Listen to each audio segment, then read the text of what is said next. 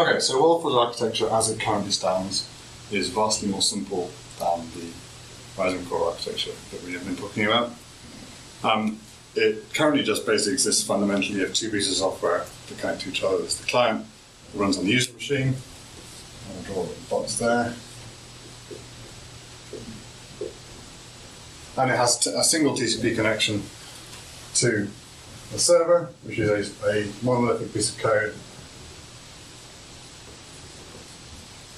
And the only other standalone component in the whole system at the moment is the meta server, which is a very small piece of code, and it collects broadcasts sent by, I think I've gone off the top of the screen, sorry. Broadcasts sent from these servers registering themselves and their existence, and clients are able to query it and get a list of the servers that run in the wild. This is all handled in a stateless UDP way. This connection here is stateful TCP session client protocol.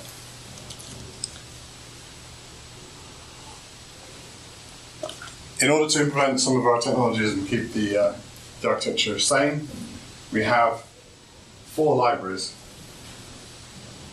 which implement parts that we share and keep common. First one is the Atlas library, also known as Atlas C++, because it is a C++ implementation of the protocol that we call Atlas. So it's both the name of the library and the protocol.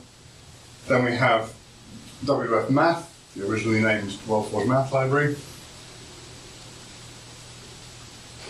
This implements some fairly straightforward mathematical objects like vectors, lines, boxes, that kind of thing. The main reason we built one of those rather than using somebody else's, or just rolling them in for our application, is that we actually wanted to be able to communicate between our libraries using data types that the libraries shared. There was no particular reason why we needed a new one, except that we wanted a common data type to be able to pass between them. There's varconf, which is a simple configuration library. Varconf is probably going to go away soon, it's not great. And finally there's sockstream, which is a piece of code that we lifted and removed from somewhere else, which implements TCP socket connections over an IOStream compatible, the C++ IOStream compatible interface. We need that because Atlas C++, while it implements a protocol, is agnostic about the communications it uses. It just requires its communications implement the IOStream interface and let's talk over it. We have 2 more gamey pieces of middleware that use these. We have Mercator. Actually, I'm not going to rule Mercator here.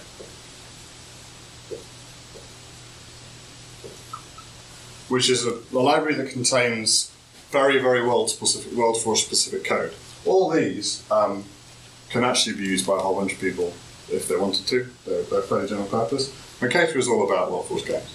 It contains all the procedural code that we use to define terrain and other related game data that both the client and the server use. So Mercator uses WF Math to make sure that we have this common way of talking about mathematical types. And I think it uses a bit of Atlas as well. Maybe. That's a very weak relationship there. And then we have Eris, which is our client session library, which is just a way of capturing the way the client is expected to talk to a server using the Atlas protocol. And we intended to write this so that we can have multiple clients. In practice, we only have one client at the moment. We have other tools and things to use it, so it's worth having. That uses Atlas. It uses WF Math. It provides an interface to Mercator, and it uses sockstream. And it is used by the client. The server uses all of these, except the client session library.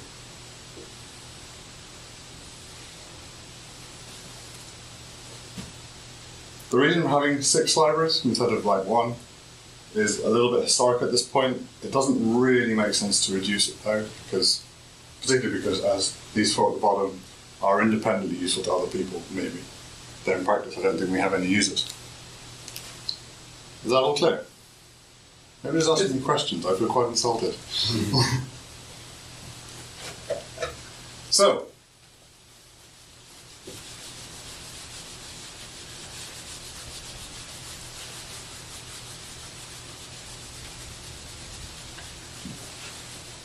Atlas defines a number of different things. Firstly, it defines a way of representing data. I'm going to describe it, but it'll sound very familiar to anybody who's been in development for a while. And Atlas data consists of elements of data, and each element can either be an integer, a floating point number, a string, or it can be a list, a non-heterogeneous list of any of these and itself, or a map. And a map is a container mapping string values to data values that can be any of these. So an element can be multiple nested elements deep. And in Atlas C++, an object that can store one of these elements is the type Atlas message element. We used to call it object, but nobody should ever write a C++ class called object. It's really stupid, and we changed it. It leads to some confusion. It always leads to confusion. So that's the fundamental data type that Atlas sort of deals with. And every single thing we do in Atlas is always using data of this type. And the common way we arrange it is that an Atlas object or representation of something is at its top level a map, contains a whole bunch of named sub-elements, each of which are this type, and it can be nested quite deep with more maps and lists and that kind of thing.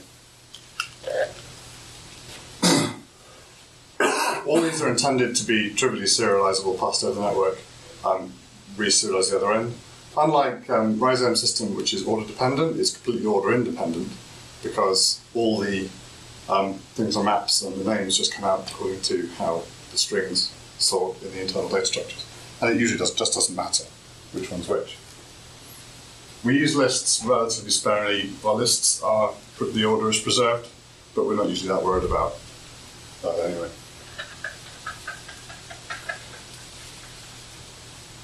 So Atlas also defines at the next layer above that a way of representing a whole bunch of different common concepts that we expect everything that uses WorldForge to be able to use.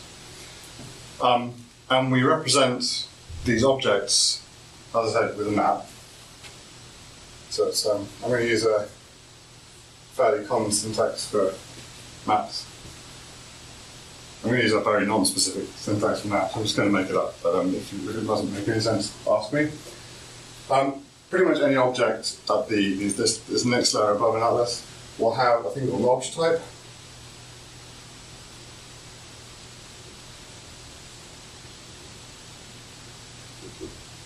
And that will be a string, and the most common one is obj, which just means this is a common object that we're using.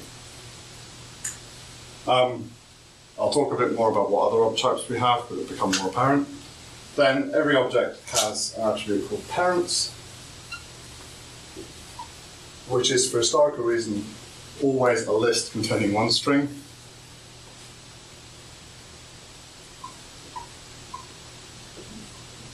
And that defines the other object, which is the parent of this one. And in fact, it's a way of just expressing the type of object. Object type is a more fundamental thing, but so we use parents roughly analogous with object-oriented systems concept of class. And object type is a sort of a more low-level thing for defining the difference between classes and object instances. So in the case here, we have the most common type of object, which is an obj, and its parents are foo, and you can have a bunch of other fields. This is an instance of another thing which would be a class, and that'll be of object type class.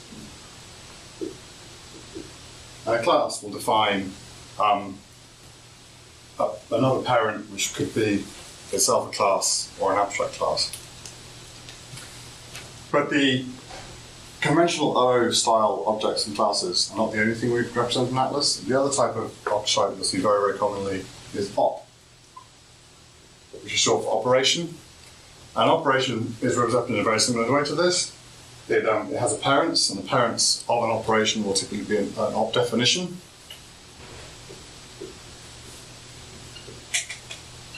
And operations are objects which are inherently used to pass messages between parts of our system. We can pass them around inside an application, and Atlas, Cyphesis, the server, passes these operations around inside all the time. Yeah. Atlas is very much developed in parallel with Cyphesis, and that's the reason it uses them so fundamentally. But equally trivially, they can be passed over the network connection that the Atlas protocol allows us to create, and pass messages backwards and forwards between the server. And the Atlas protocol defines a whole tree of different types of operations which we consider to be basic, which allow us to do all the things like logging in, authenticating, creating and manipulating lists of characters, taking control of a character in the world, moving the character around, picking up, talking, listening, seeing, just generally interacting with the server-side simulation. And the inheritance tree of all these op definitions is in a file called Atlas XML that we keep in our protocol library somewhere. All clear so far? That answered my question I was going to ask. Where do you put this stuff? Where do you define it? So you just have an XML file that essentially has these kinds of mappings as like a template. The XML file is compiled from a bunch of Python syntax and definitions, and then we generate a whole bunch of code in the Atlas C++ library, which give us very, very fast, easy to use hard-coded classes that we can instantiate all these fairly abstract Atlas. So if I used Atlas and I had different types, I'd modify, and then I'd have a unique Atlas for my project? Well, the application can take the basic tree that we define in the library and extend it, and we anticipate that's the way people most commonly use it. Okay. If you wanted to use it in a very different way from the way we use it, then it would probably make sense to regenerate your own Atlas XML and recompile your code. Okay. That's the library code, Atlas C++ library. Cyphesis takes the basic tree here and extends it with at least twice as many classes. The tree is supposed to be extensible. It's just supposed to add classes wherever you want on it, including operation definition classes and entity classes. Classes that represent objects. And the objects aren't necessarily things in the game world. There are objects within the thing which represent the system, represent non-in-game server objects like accounts, chat rooms on the server which are for accounts talking to other accounts, because we handle that differently from player characters talking to player characters in the world. There's different rules about how you can chat.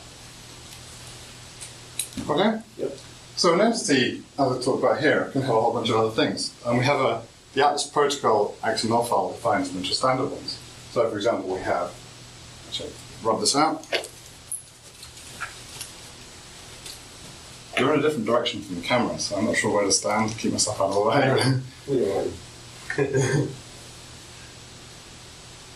I'm wearing out the pen as well. Pos, which is a list of floating point values, by the convention 3 log. That's just your basic ordinary Cartesian coordinates position of an entity. Entity is typically the term we use for things which are of type obj and which inherit from a class, rather than operations which are the type of. So pos, regular Cartesian position. Lock is the string identifier of another object. Actually, before I should mention lock, I should mention id, so they have an ID, which is a string by the protocol definition, but in practice in our system always a string representation of an integer. This can be 1, 2, 3, 4, or any arbitrary number. Lock is the name of another entity, the ID of another entity, which is the entity by which the position of this entity is defined relative to. In Cyphesis, 0, represented in string format, is the ID of the top level role entity. That the fact that that's top level is a concept that is unique to Cyphesis. Atlas does not assert that there must be one single entity that is the top of the world object. When you're dealing with talking between the client and the server, the only thing that the Atlas system must be at any one time is the top level visible entity, which is the one entity within which everything that the player character can currently see is nested. So the character might at some time find that what it thought was the entire world from its perception at that point was actually just a subset of the world, and there is in fact another containing entity outside that which is becomes visible later. Other ones we have are velocity, which is again Cartesian, orientation,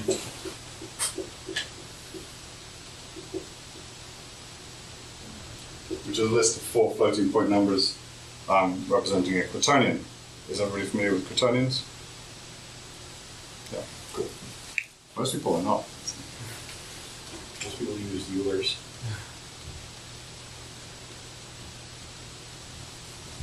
In fact, we have a whole bunch of other ones. Now, while Atlas in the low-level data representation thinks that lists are heterogeneous, the high-level spec, which says how we represent objects in it, says that various different types of attribute, which are defined in the protocol file, are either explicitly homogeneous or heterogeneous. I'm not aware of actually any definitions which are explicitly heterogeneous, so almost all the types that are lists are homogeneous. And I think the only things that we care about too much about are always lists of numbers, apart from parents, which is not, whilst not enforceably always one string, in practice, the way we implement it, it's always one string. We don't have multiple inheritance in any of the current implementations. Operations look a little bit different.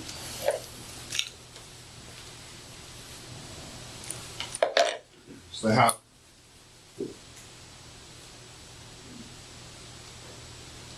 obj type. Op. They have parents.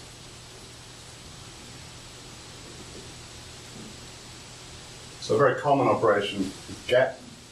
So it's not the operation that inherits from the op definition called get. It has a couple of attributes which are called serial no and ref no, which are optional.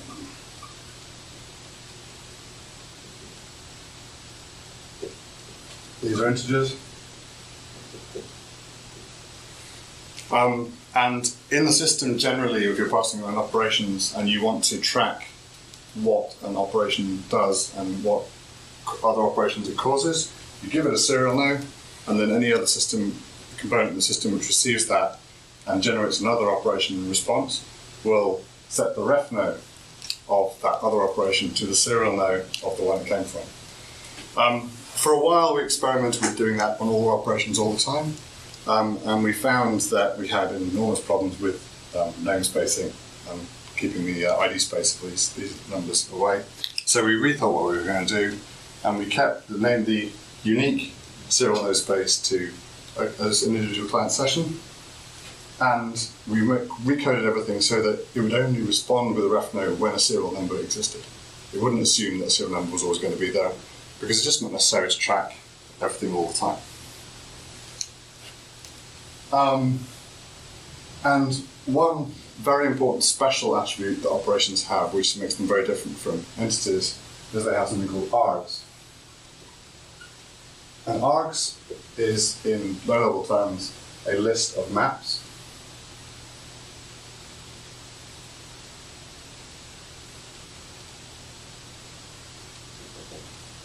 And each map within args is another object of any object type. So when we're passing these as remote procedural things in effect, as operations are, we specify as the arguments of the procedure call either operations or entities that we're referring to. So for example,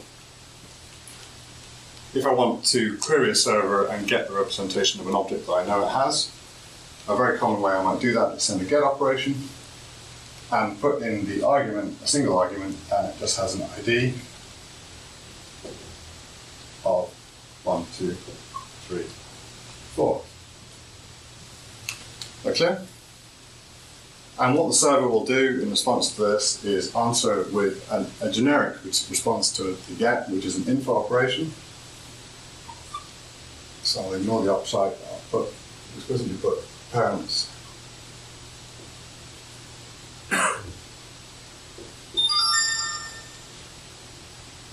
Info.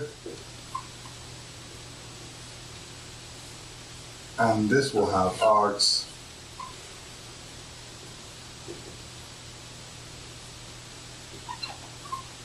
And here we will have an entity in the args, which will be all of this. This is our object 1, 2, 3, 4 that we were asking for. All of this will be here. Clear?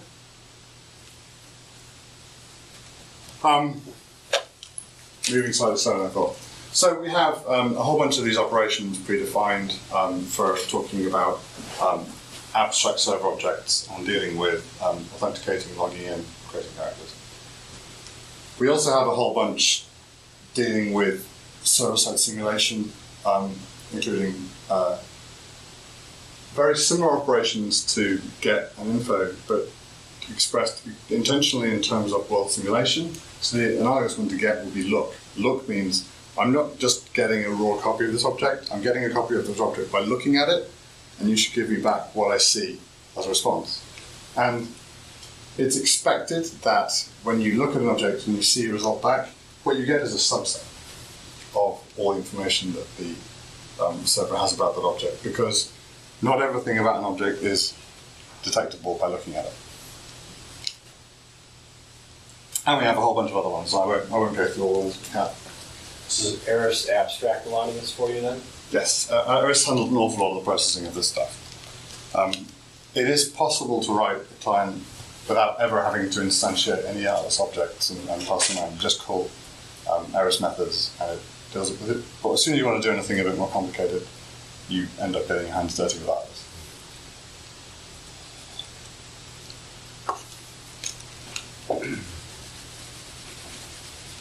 So, that should be enough Atlas for you to understand what I'm talking about when I start going into the server. So the server, which way around should I draw this?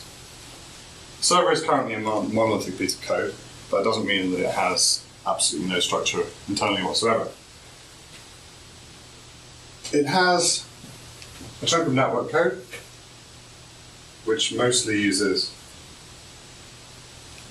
it's internally throughout it's called the com objects. It's a little bit entangled with elsewhere at the moment.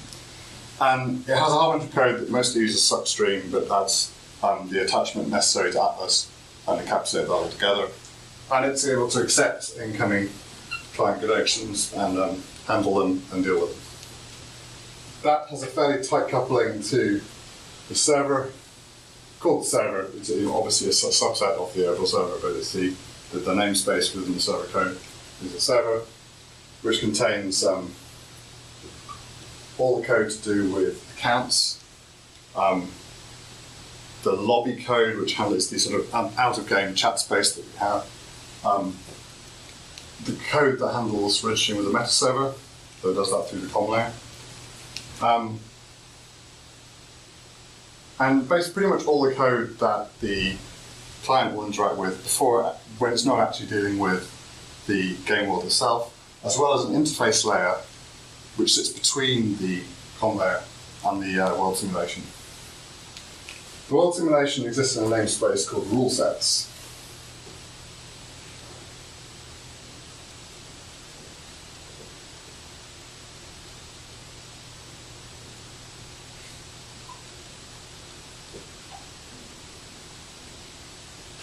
Which has a sort of interface to it.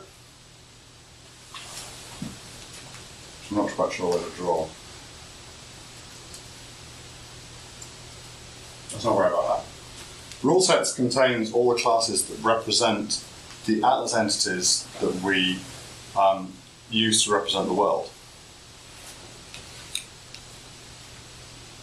And there are two fundamental core concepts in there, which are actual hard-coded classes in Cyphesis, which are bases for the concept. There is the entity class,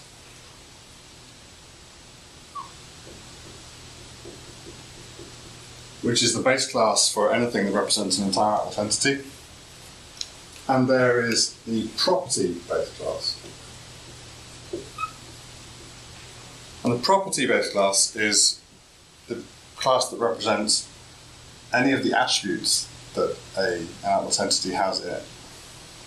But rather than just representing the raw data, property encapsulates all the behavior associated with an attribute as well.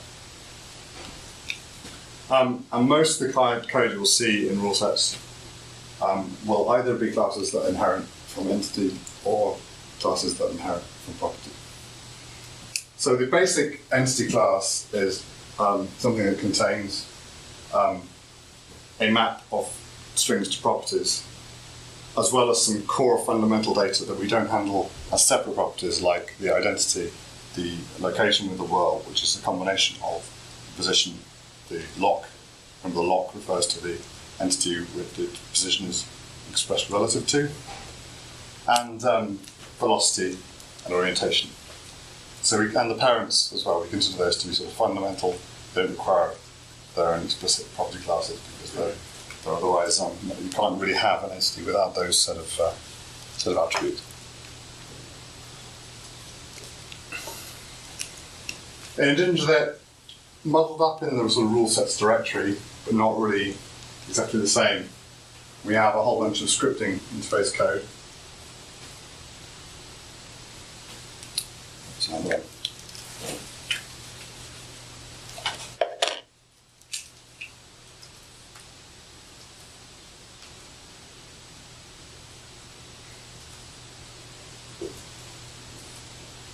Pi star.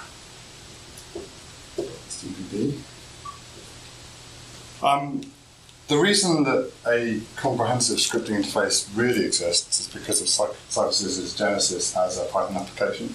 So when I was converting it into a C++ application, there was a bunch of stuff that wasn't desirable to convert.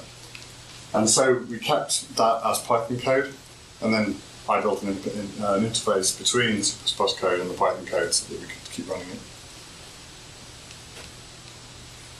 And also in this directory is another layer, as it were, which is called the sort of the mind code. Though in practice, a lot of the mind code talks very heavily to scripting code because a lot of the code that we use in here is still in Python. The mind code represents the intelligent or otherwise behavior of objects in the world rather than their physical behavior.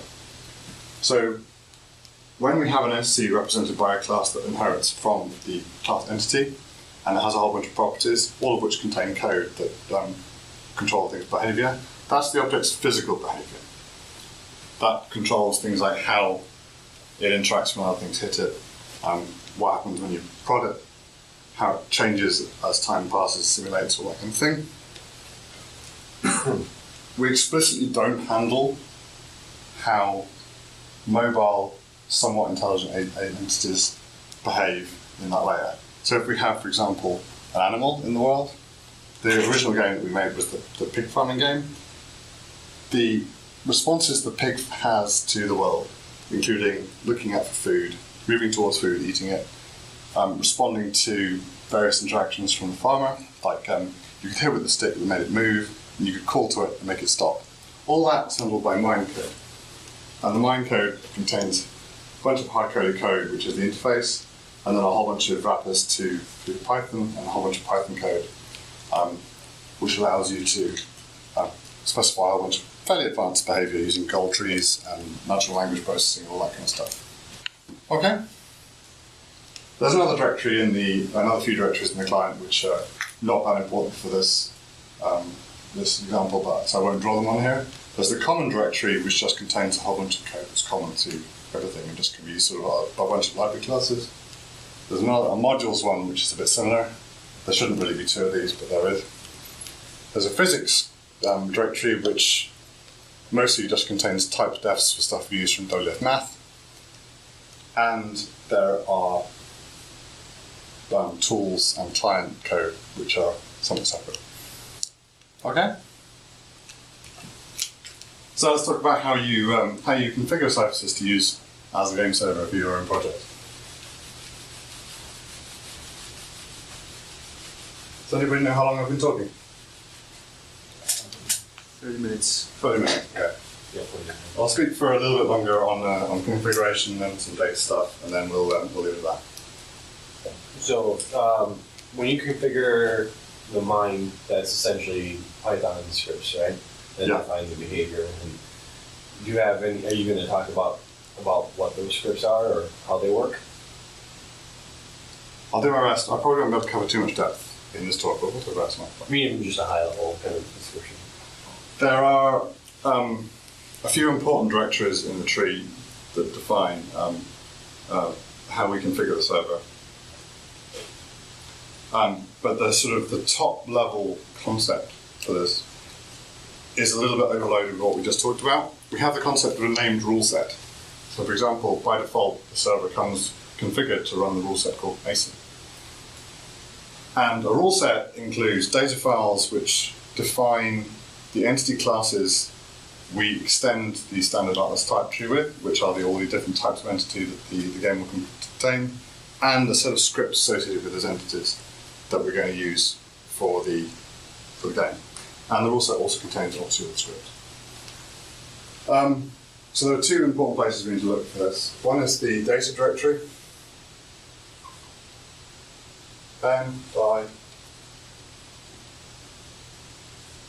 which contains a bunch of XML files,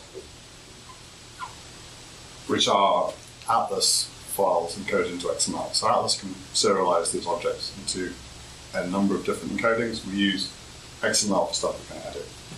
We don't tend to use XML over the wire because we have more efficient ways of serializing. And the other one, which contains the important stuff, is a directory which is overlaid on top of the code, the rule sets directory that we talked about earlier. So inside rule sets, there's one called rule sets/Mason. And that contains a whole bunch of Python code, most of which is server-side Python scripts for defining aspects of the world. These XML files contain two different types of Atlas object. They contain classes, so these are objects with object class, and ob definitions. They cannot currently contain object obj instances or actual operation instances or anything else. They can only contain classes or ob definitions. So these are, in object-oriented terms, classes that represent both types of operation and types of entity. Okay. The syntax we use for classes in particular and type-based rule files, we refer to them as rule files, is relatively complex in that it doesn't just say curly brackets are awful. We've got obj type.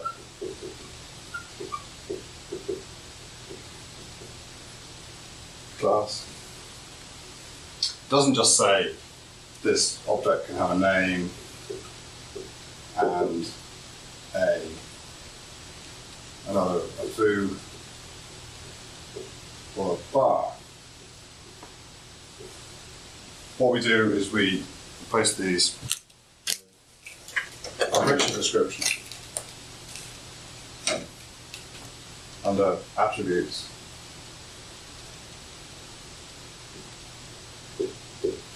Each attribute is itself a map.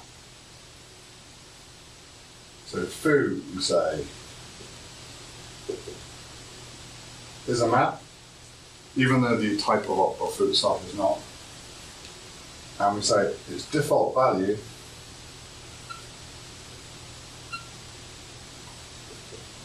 tells us what data type it actually is. So in this case, it's a 30-point number. Its visibility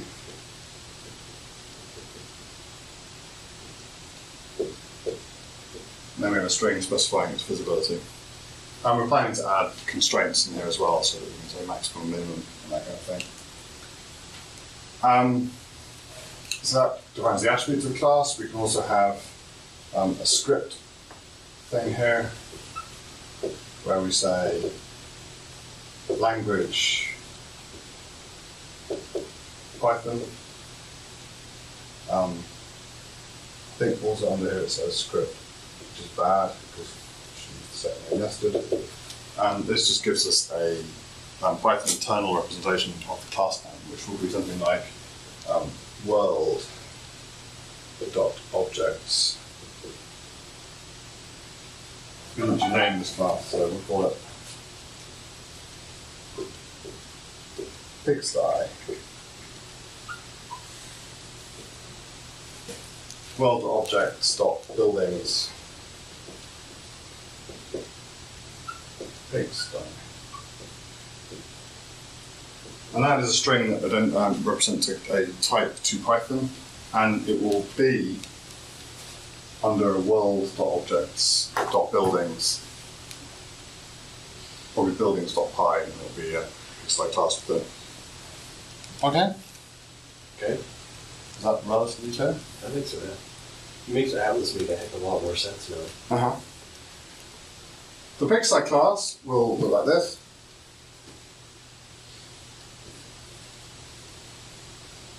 Have I got my Python syntax right?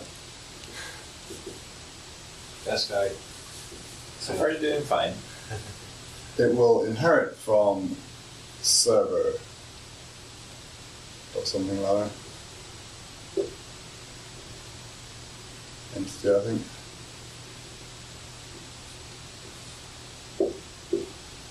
This is not a real Python class. It is a piece of the bindings of the server.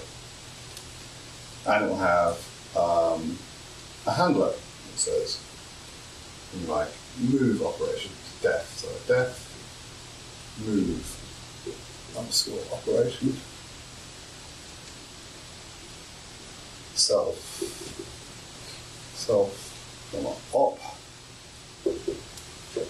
And there'll be code in there which this script can respond to whenever these objects, this entity in the world, gets any kind of operation.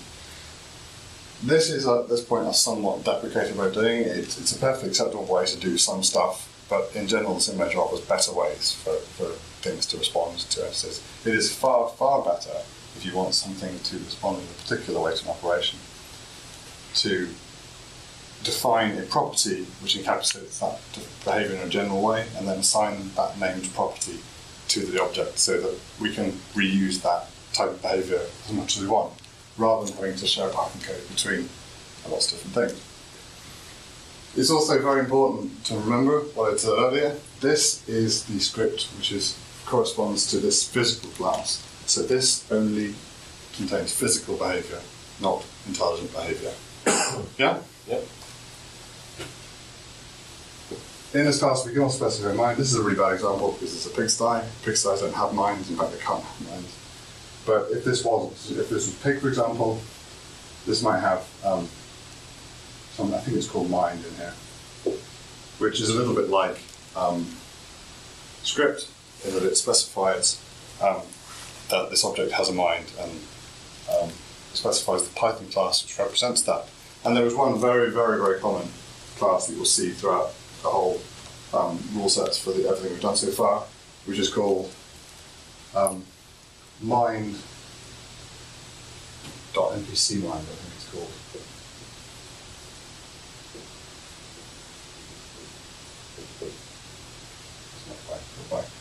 That is the name of a class in the rule sets hierarchy, which is our general purpose mind class that we use for NPCs.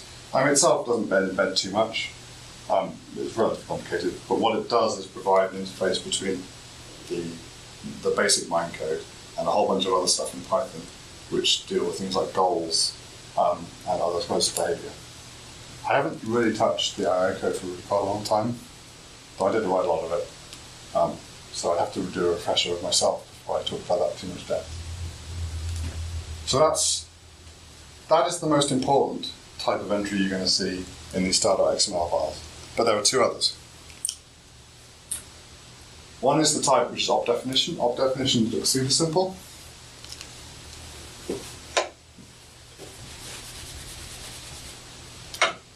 Op definitions obj type. Op definition. Parents. A very old example here is cut. Cut is an operation that we was defined long before I started working with Cyphesis. No, it's not parents of cut. It's name equals cut, I think, or ID equals cut. Yeah. ID equals cut. Parents would be action. So action is an op definition that's defined in the core Atlas XML. It's a generic base class for any operation that represents the action of an object in the world.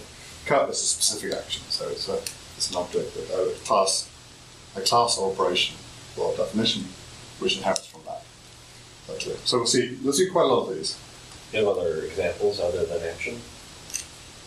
Action is a really, really common one for world builders to inherit from, because they're generally speaking doing things which are actions, for reasons I'll go into a minute. Yeah. I can't think of many off the top of my head which are added in there which are not types of action. Okay.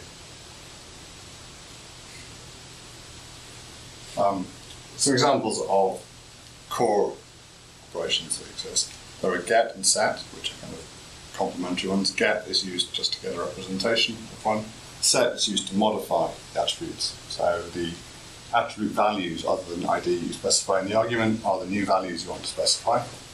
You are not allowed to set the orientation, the position, or the lock of the entity. If you want to change those three, or the velocity, you have to use a move operation, which is a special case of set, which allows you to set those four and only those four. Does that make sense? Yep. All these operations have the same basic structure, so they all have the core attributes that we use for operations like serial node, ref node, parents, and they all have one single list of args. And it can be a list of args, so it can be as many args as you want. In practice, almost all the cases that we use, we only have one arg. But there are increasingly newer, odder cases where we need multiple args. So the third type of object we see in these XML files, which are becoming more common now, they're a newer type. They're still class, but they inherit from a slightly higher point in the core tree, and they are used to represent types of activity that can occur in the game world. We currently use the core parent task for these.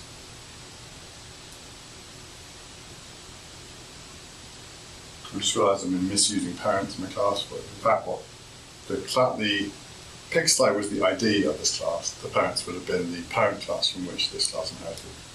I apologise for that. The task is a bit different. It has a script. It doesn't have attributes in the right same way. Just to make sure that the parent of the pigsty would then have been something like building. Yeah, that's clear. Yeah, thank you.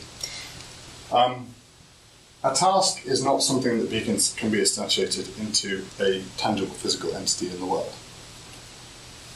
It is something that is instantiated into an abstract object which exists in the simulator to track an activity that's going on. But it has a script, and the script is written very, very similarly to script. But the unique thing about it, I'm going to have to look this up, so I don't remember the details, but it has something which is unique to a task called an activation, which defines the situation under which this task gets started.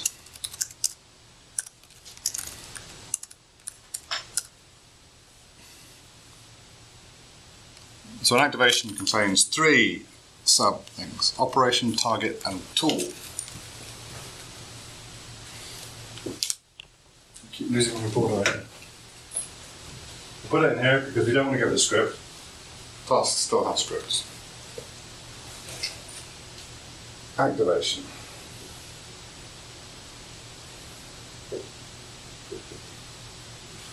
target, operation, and tool.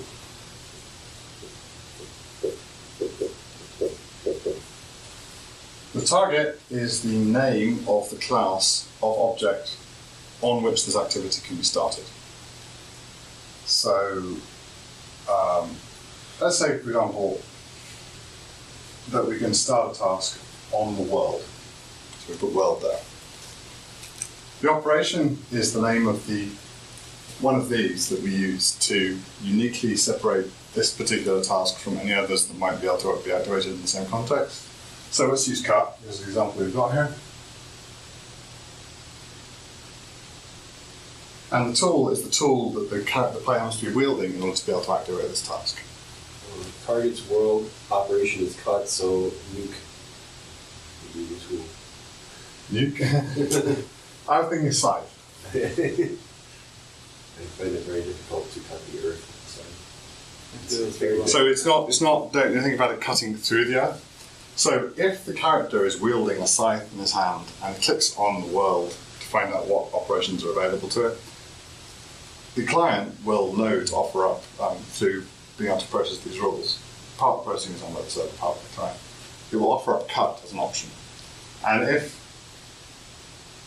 the player chooses the action cut, so it's met these three constraints, that will activate this task. And I think that we have a task similar to this, which has similar activation. And what that then does is runs a script which periodically creates a bundle of cut grass in the world, sitting on the terrain. So your character is figuratively swinging their scythe, cutting swathes of grass down, and it leaves behind these objects which you can then pick up, which are the cut grass. Does that make sense? So I'm wondering about the position in the world. How does the system know where to spawn the cut grass if the target is just world? That's logic inside the script for this task, and it obviously does depend quite a lot on the specific task you're dealing with. In the case of this one, it creates it just in front of where the character is standing. And I think also the script logic has a constraint whereby it only does this if the character is walking forward. So if you're wanting to scythe grass, you can't just stand still, because there's only a finite amount of grass right next to you. You have to walk along scything. That make sense? This is an aspect of the sort of very physical simulation approach we take to all our game design. Okay. That pretty much covers that sort of broad overview of Cyphesis, and touching quite lightly on most things, but hopefully interesting. Any more questions on what I've done before I wrap up? This one? So when you define the task, that's a class, and you would have an ID in there defining it, or only if you... Yes, you have a... So we will call this one. It doesn't actually matter what order these are in. I've tended to put the option at the top because it's more fundamental, but this one will be ID... I think it's reap. Because reaping is what you do with the scythe. Actually, we tend to have IDs for tasks that are the... I can't even remember my grammar. We would call it reaping, not reap. So we would call operations by the straight simple verb, and then the ID is the continuous version of the verb of the task. Okay. We try and keep the number of these down so that there isn't a single one for every single task. So cut can be used for a whole bunch of different task activations as long as the combination of target and tool are not the same. Can you bundle multiple actions in a task? Multiple activations? Actions, yeah. So with multiple activations, yes. Not currently. It has been considered. Okay. So, for example, cut is also used when you're using an axe on a tree.